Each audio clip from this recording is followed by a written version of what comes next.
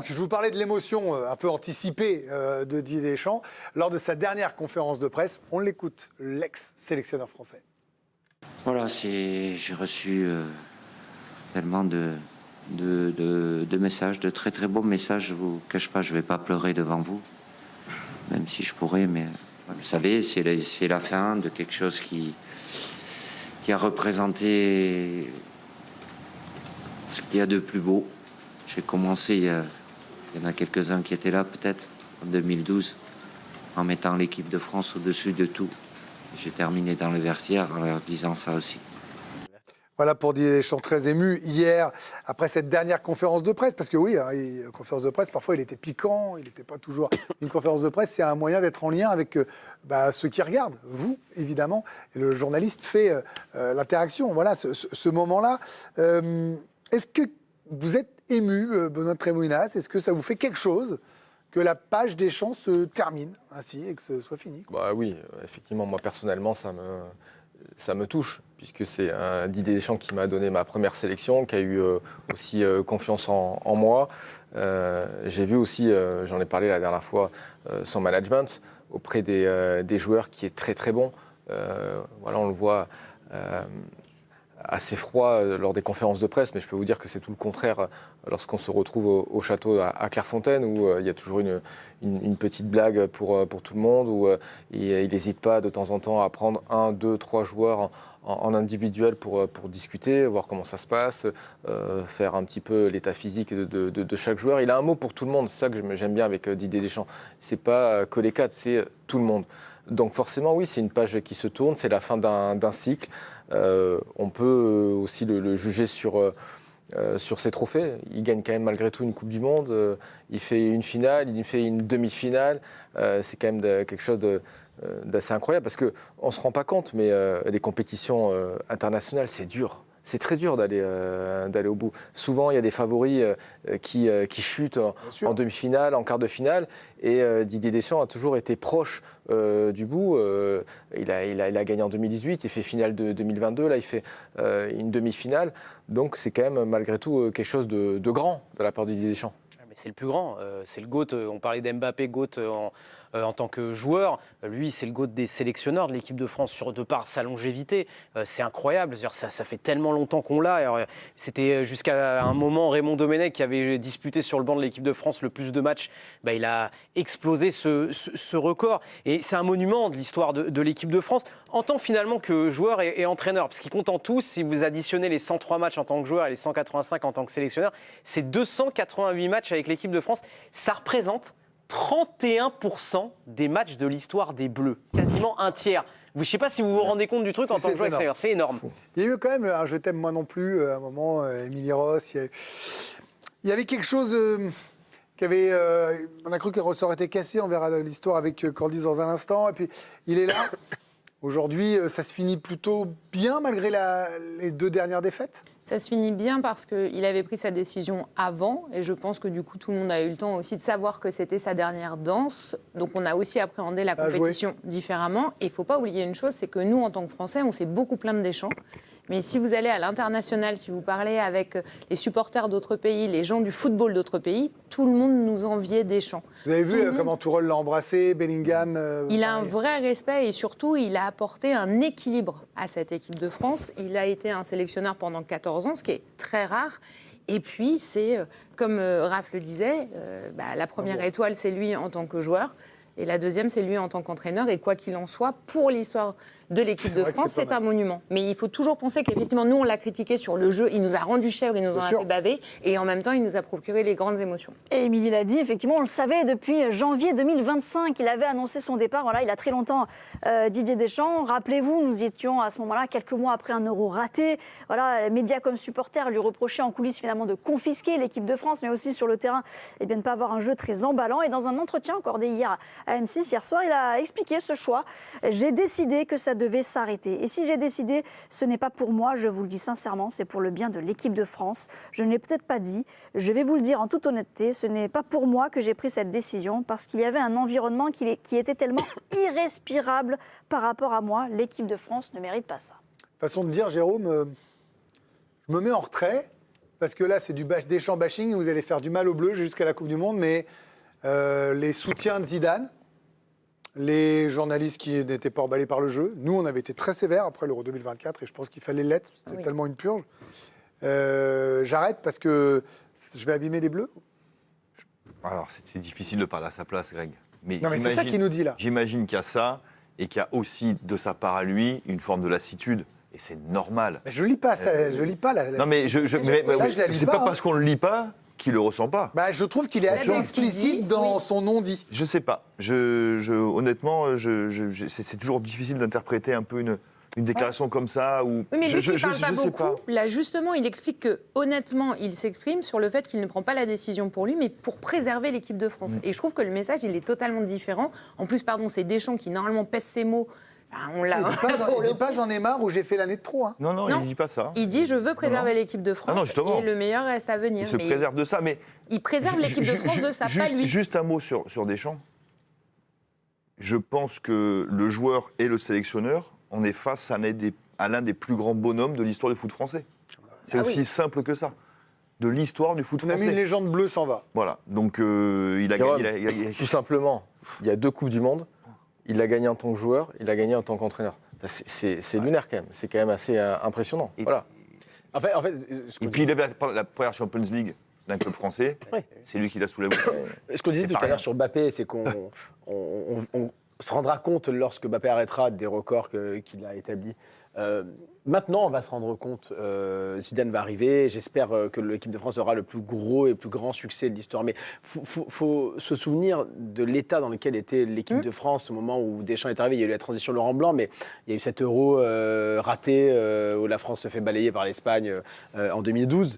La France est au plus mal après Naïsna, après 2010. C'est lui qui remet en fait la France sur l'échiquier mondial parmi les meilleures nations de du monde entier en fait. Et ça, il ne faudra pas l'oublier. Il a réussi à restructurer, parfois au détriment du jeu. Je suis d'accord, au détriment du jeu. Parfois, on se disait, c'est vrai que c'est pas emballant, mais ça fait quart de finale, ça fait finale, ça fait demi, ça fait finale, ça gagne. Est-ce qu'il manque un titre par rapport à toutes les demi-finales? Non, mais non, il a gagné la Coupe du Monde. Il gagne la Coupe du Monde. C'est pas donné à n'importe quel sélectionneur. Il y a des sélectionneurs qui restent. Joachim Löw est resté, ok, il gagne une fois. Il a été presque sanctifié à ce moment-là. En fait, le problème, c'est que la Coupe du Monde. Dugas, je vais pas le citer, mais Dugas, tout le monde a entendu les critiques et le journaliste en avait diffusé. Donc je peux donner son nom, c'est pas Voldemort. Il dit 1 sur 7, c'est pas. Mais je suis pas d'accord. J'adore Dugas, mais pardon. Genre, je le connais très bien, je l'adore. Mais je ne suis pas d'accord avec Dugas. Il ne peut pas avoir ce type de discours parce qu'il aurait très bien pu en 14 ans ne rien gagner. Il gagne la Coupe du Monde. Il a ajouté une étoile sur le maillot de l'équipe de France pour la postérité. À jamais, il sera le sélectionneur qui a gagné cette étoile. Comment on peut dire ça? Jacquet, juste pour terminer, Jacquet est resté. Jacquet avait été mais attaqué, critiqué. Mais par tout le monde, par la presse entière. Aujourd'hui, quand on parle d'Aimé Jacquet, on a le sourire. Aimé Jacquet qui a apporté la première. Mais il faut se souvenir la cabale qu'il y avait eu contre Jacquet entre 96 et 98. Mais pas que de l'équipe. Il y avait eu aussi des journalistes à l'extérieur du journal de l'équipe. Ça avait été très compliqué pour lui. Euro 96 raté, alors qu'il fait demi-finale. Les matchs amicaux, c'était le roi des matchs amicaux, Jacquet. Aujourd'hui, quand vous parlez d'Aimé Jacquet, vous avez tous la tendresse dans les yeux. On aura la même chose pour Deschamps, si ce n'est plus. Dugas ou pas Dugas, je vous renvoie juste à. Parce qu'on n'est pas sélectionneur, tout autant qu'on est. On ne connaît pas la difficulté, je pense, du boulot, même si Dugas est en équipe de France et champion du monde, mais ce n'est pas la question. Pour moi, le seul témoignage actuel qui compte, c'est Scaloni. Ouais. Scaloni, ce qu'il a dit de Deschamps, ça veut tout dire. Il a dit ce qu'a fait Deschamps, vous êtes des fous. Bien sûr. Ce qu'a fait Deschamps, c'est impossible. Autant de temps, autant de stabilité, qu'on aime ou qu'on n'aime pas le jeu, mais le titre suprême, les demi, les finales, les jeunes joueurs lancés, le turnover, d'amener les joueurs de débutants en bleu à ce qu'ils sont devenus aujourd'hui. Mbappé, par exemple. Mais Dembélé, Mbappé, c'est pas moi qui le dis, c'est Scaloni, champion du monde en titre, qui le dit. Et finaliste ce soir. Lui, il dit, si vous ne respectez pas Deschamps, c'est très compliqué, vous comprenez rien. Voilà, c'est lui qui le dit, c'est pas moi. En tout cas, une pluie d'hommages, évidemment, depuis hier pour saluer Didier Deschamps. Le premier d'entre eux, c'était Kylian Mbappé sur les réseaux sociaux. C'était avant le match, même hier soir. Nous aurions dû t'offrir une meilleure fin. Les gens n'ont pas toujours su apprécier ta grandeur. Mais le temps et l'histoire s'en chargeront. Tu pour Mbappé, vous pour un autre chouchou de Dédé, Olivier Giroud. Nous serons liés à vie. Ces mots que vous avez prononcés dans le vestiaire après ce fameux 15 juillet 2018 résonnent encore aujourd'hui dans ma tête. Merci, coach. Jean-Michel Aulas également va saluer Dédé qui a permis à l'équipe de France de gravir les échelons pour s'imposer à nouveau parmi les grandes nations du football mondial. Dédé est un monument du sport français. Le sommet de l'État se devait donc de réagir également. Emmanuel Macron, une page de l'histoire du football français se tourne ce soir. Merci Didier Deschamps pour les victoires légendaires. Et il finit 14 années, 2 points. La génération Deschamps. Aurélien Chouamini, lui, hier soir, avait aussi une pensée pour son maintenant ex-entraîneur. Je pense que le coach, il laissera une trace indélébile entre le moment où il a pris la sélection et la manière dont il a laissé. Il y a eu beaucoup de choses qui ont changé. C'est un gagnant. On retiendra la classe qu'il a eue, ses victoires. Je pense qu'il a fait vibrer le peuple français. Donc forcément qu'il aura une place importante dans l'histoire du football français en tant qu'entraîneur. Et pour la nouvelle ère, il y aura un nouveau coach qui va venir. On aura à cœur de continuer à progresser et surtout à gagner des trophées, puisque je pense qu'en tant qu'équipe, c'est ce qu'on se doit de faire et on a la qualité et le talent pour. La nouvelle ère, Zinedine Zidane, a priori, évidemment, qui donc lui se prépare, ou presque. Ce soir, il sera à la finale d'ailleurs de cette Coupe du Monde. Il y assistera dans le stade et puis il succédera donc à Didier Deschamps. L'officialisation pourrait intervenir en fin de semaine prochaine ou début de la suivante. Son contrat, on le sait, débutera le 1er septembre pour un premier rendez-vous sur le terrain le 25 septembre en Turquie. Fabien Barthez devrait intégrer un staff de 25 personnes. David Bettoni, fidèle adjoint de Zidane, sera bien de l'aventure. Merci Candice. Benoît, vous étiez le seul à avoir été dans un vestiaire en bleu de Didier Deschamps. Donc je viens vous voir pour la dernière question concernant Deschamps. Là, quand je vois Giroud, quand je vois ce qu'a dit Mbappé, j'ai l'impression que, en fait, parfois, injustement, il était moqué pour ses conférences de presse un peu chiantes, quoi. Alors qu'en fait, tout le monde nous dit à quel point le gars est sympa, souriant. Bertrand Latour me l'avait dit quand il suivait le bleu, Giovanni Castaldi me le redit. Tiens, il n'y a pas de hasard. Mes copains des autres chaînes me le disent. Il est capable de discours mobilisateurs qui vous mettent les frissons et qui vous envoient sur le pré. Bien sûr qu'il est capable, il l'a eu fait à maintes reprises. Juste pour vous donner une petite anecdote, pour vous montrer que même les anciens joueurs ont beaucoup de reconnaissance envers Didier Deschamps. J'avais été voir l'équipe de France lorsqu'ils avaient joué face au Canada, je crois que c'était avant l'Euro en match de préparation. Tous ceux qui avaient joué au Girondins ou dans la région, qui avaient été en équipe de France, ils sont tous venus le voir. Voilà, ça démontre bien que c'est un entraîneur qui est aimé, qui est respecté, parce qu'il a pris le temps de parler avec moi pendant quasiment une demi-heure. Il y avait Rio Mavoa aussi qui est venu. Il a pris le temps de parler avec lui pendant quasiment 30 minutes, à dire à chaque joueur, venez les saluer. C'est ça Didier Deschamps. Ça, on ne le voit pas trop. On le voit côté froid, conférence de presse. Mais ça, c'est des moments que seul lui a le secret. Et s'il vous plaît, n'oublions pas un homme, Guy Stéphane, parce qu'on n'en parle pas beaucoup, mais c'était son fidèle adjoint. Et si l'équipe de France a été au sommet longtemps, mais moi, on l'adore. Et honnêtement, ça a été un élément très important pour Deschamps, pour les joueurs. Et quand vous parlez aux joueurs actuels ou même les anciens qui ont été sous les ordres de Deschamps et de Stéphane, ils vous parlent tous du professionnalisme de Guy Stéphane. Là, maintenant, je vois un staff de 25 personnes surstaffés comme plein d'autres. Eux, ils étaient à 3 avec Raviot, Stéphane et lui, plus d'autres. Bien sûr. Cyril Moine depuis longtemps aussi. Voilà, tu avais raison, 4 si vous voulez. Voilà, 4, mais et bien sûr d'autres qui aident. Mais mais c'était la tête pensante. Vraiment, c'est lui qui faisait les entraînements. Honnêtement, Guy Stéphane a été aussi un rouage essentiel. On peut parler de génération Deschamps ou pas? Carrément. Le président de la République a raison. Génération Deschamps. Alors, la fin de la phrase est très bonne. Oui, effectivement. Génération Deschamps dans le sens où... regardez les jeunes qui sont nés en 2012, mais même nous, on a vécu avec Deschamps, on a vécu les émotions avec Deschamps. Oui, c'est tout 14 ans.